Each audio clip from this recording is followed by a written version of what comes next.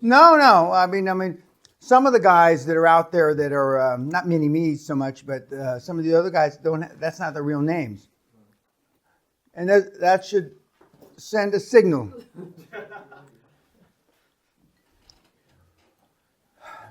But after the second or third day, when I'm going to start telling my MLM stories, have I got some fucking beauties? Because I've known some of the big boys. Yes. One of the things we talked about after we got off the camera last time is we talked about the graduation commencement speech at University of Texas by Admiral so-and-so, who was head of the, and I forget his name, not out of disrespect, it was the head of the Navy SEALs for a number of years, and when he retired... Yeah, pardon? Okay.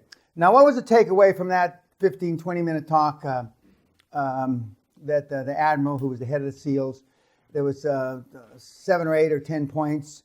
Make your bed. Make your bed in the morning, yeah. Don't give up. Correct. Yeah. Big hall. Correct. Yeah. Smaller flippers, the little guys, they really got shit done. That's my experience as well. The little guys feel that they have to try harder because they're little guys, and the big guys don't necessarily. We've had some, big time. I work with some big time athletes, and I remember one guy that has 5 NBA rings, championship rings. Tell me one time that all my life things have been given to me on a platter as long as I performed athletically. As long as I performed athletically, it was on a platter. I never had to do shit. Including grades, because he went to university, and he says, I probably shouldn't have got out of high school, junior high school, let alone university. But they're not going to be. Now, I don't know if that's changed any. They're not going to be flunking all-American college athletes out of university. Now, some of the coaches were more proud of their, and as I would be, more proud of their graduation records to get out of school than the number of, championship rings that they wore. But I mean, earned and then wore. But many of the, not many, all the big athletic programs, football, basketball, you name it, are big money earners, huge money earners. And that's why the big coaches from the big schools make $4, $5, $6, $7 million a year to coach a football team in the last 10, 15 years, which rivals the coaches of the big professional teams. And but the guy that was the head of the Navy SEALs, Special Operations, I think, is what he was called. Never give up. And the class started with 200 and some and ended with 50 or 45 or something like that. Which is all true. And we've had, it's about not giving up. Now, how, if at all, did you relate to your own personal upbringing to that commencement speech about never giving up? And the questions that could be running through your mind, it's one thing when your parents say you can be anything you want.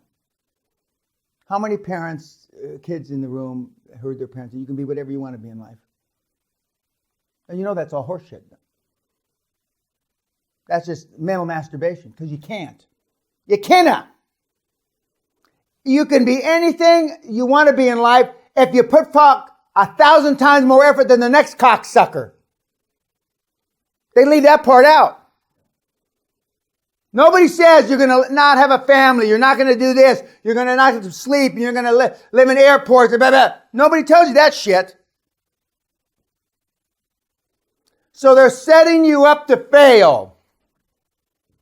Yet they think they're doing the right thing. Now I can tell you with my hand on my heart and my hand on my dad's picture over here, Git that he was, good old Git, he never ever told me that I can be anything I wanted to be. I can fucking assure you, flat ass, that. And on my 70th birthday, my kid brother, who's 55-ish, when you guys, not you, but I mean the guys are going up to ask, is Dan really like this, et cetera, et cetera. He is the deputy, forgive me, Vince, if you're watching, deputy something fire chief. He's the number 2 or 3 guy in the largest fire department in the world, I think, the LA County Fire Department. He's a big wig. He's a big guy. And he said, when he talked about me, he said that if Dad had beaten me as much as he beat my big brother Danny, I would have been better off and accomplished more. I'm going to say that again. If Dad had beaten me like he beat my big brother Danny, I could have accomplished more. And in his line of work, he's world renowned. His speciality is outrageous forest fires or something. I forget. Vince, again, forgive me if you're watching, but he's the guy that they come in and big forests that burn up, which happens, unfortunately, quite a bit in the United States. And he was pretty strict with Vince, but not anywhere near as strict as he was with me. My dad had gotten old. He had gotten tired. Because you can only keep charging, hitting that line so many times. How many times? Then pretty soon, fuck, I'm getting a headache. And now they've proven that people that play professional sports, especially professional American football, they get brain damage. Yep. And for the guys that, and I'm, that's why people are surprised at my age. I'm still hitting that line, as hard as I do. But the admiral, and that's why they normally retire police, fire, military at 55. That's, unless you're a 4-star general, you got to retire at 55 in the Army or Navy or Air Force, in almost every service. There's a reason for that. And I can tell you right now, and as my kid brother would say, we don't let battalion chiefs or big fire people out in climbing shit past their mid-50s because you lose your sense of balance. And I can tell you, since I'm mine came a little later than that, because I'm in great shape, but your hand-eye coordination goes. It doesn't go completely, but it goes. And for you kids that are, you can't imagine that. So when I was about 60, I decided, I'll take up mountain climbing. I'll press myself to the wall. And that's what I've ever done. I put myself with my back against the wall. Take up mountain climbing. Was not one of my most intelligent ideas. So we get a real climber, we do all that shit, and my wife is going up and down mountains like a fucking gazelle. Literally, it was like a cartoon. She's springing from rock to rock. Literally springing like she had wings from fucking rock to rock. Now, I wasn't springing too much from rock to rock because if, for example, not to dirty your name, but if I wanted to put my foot on that rock right there, when you get fatigued, you miss it. And even if you only miss it an inch, you're fucked. And I didn't believe that. Fuck you. I'm from Missouri. You got to show me. I learned the hard way. So I fell 15, 20 times in my first real outing. 15. I stopped counting at 15. And whatever the tallest mountain in fucking Philippines is, I forget what it is, but it was unbelievable. Oh, but because I was losing that ability to put your fucking foot where you want. But I didn't believe it. But when you get to be 55, 60, for the 25-year-olds in here that can't believe that, I'll still be alive. I'll probably piss in everybody's grave in this room, no matter how young you are, even the 17-year-old. you come back and tell me when you're 55, and you come back and tell me when you're 55, and you can put your fucking foot where you want to put it. Now, I'm better with my hands. I can still put my hands where I want to. But that's why I'm not afeard of too many people. But your feet, you can't. It's tough. So, but when we get back to the commencement speech, I mean, to never give up. But when your parents were telling you you can be anything you want, they didn't put all the caveats. They didn't hook those. Exactly. Great point. They didn't know them. Now, for those of you, your parents are still alive, and if you go back and have a heart-to-heart, which I'm not recommending, they're going to say, we did the best we could. So what? That doesn't mean dick. You know? We did the best we could. Or, next, we didn't know any better. That's your dad's. See, I've trained his father and his brother. Okay? Didn't know any better. Did the best. Well, that and a nickel won't buy you dick. That's why love just doesn't get the fucking job done. Love doesn't get the fucking job done. Contrary to what you've been told.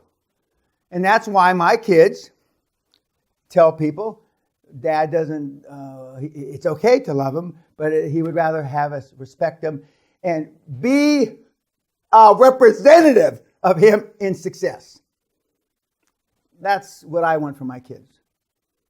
Not all the other horse shit that most people preach. So the Navy SEAL thing, and the thing that is very blatant in when you go through that kind of training like I have, I got a lot of respect for SEALs. Don't get me wrong. And all the other training, similar to what I went to. But it's tougher now because of political correctness. You can't beat people in the training. You can't do that kind of shit. When I tell people they used to put battery wires to people's testicles in the training that I went through, they just look at me like I'm from some fucking other planet. And I'm not making this shit up. But what it taught you is don't get captured. You know, don't get captured. And because if you think we doing bad to you, you have no idea during that era what the Viet Cong are going to do to you. They're going to fuck you up big time, you know. And Senator McCain, who I have a tremendous amount of respect for, 7 years or thereabouts, that he was in the Hanoi Hilton, as they call it at that time, getting beat. Break your arm, as soon as it sets, re-break it.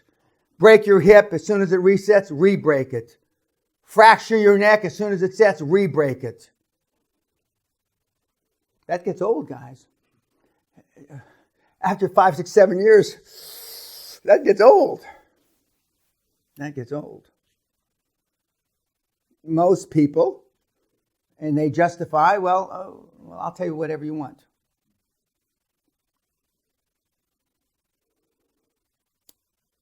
We will go through a lot of tough stuff, but we won't be re-breaking your arms.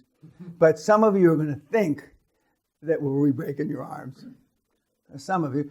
Because based on the conditioning or the lack thereof. It's like trying to get a kid to run, how many have run a marathon in the room? The old timer and me, are we the only two? Huh? Okay. I've also done the Durban Peter-Marisburg 84 mile. I've done that twice. Okay. Well, I've run the 100-mile marathon myself. Well, we got time for you. I can show you how to train for it. I can show you how to train for it. And what marathon did you run? Well, and I'm not trying to embarrass you. No, Okay. I didn't actually. It was by accident. My dad's truck broke down, so I had to walk back home. It was more than a marathon. Okay. Well, you didn't. Okay. Okay. So he didn't. Okay. Now they talk about finishing the marathon. My first marathon I ran was 3 hours. Okay. It's a whole difference in generation. YouTube, ciao.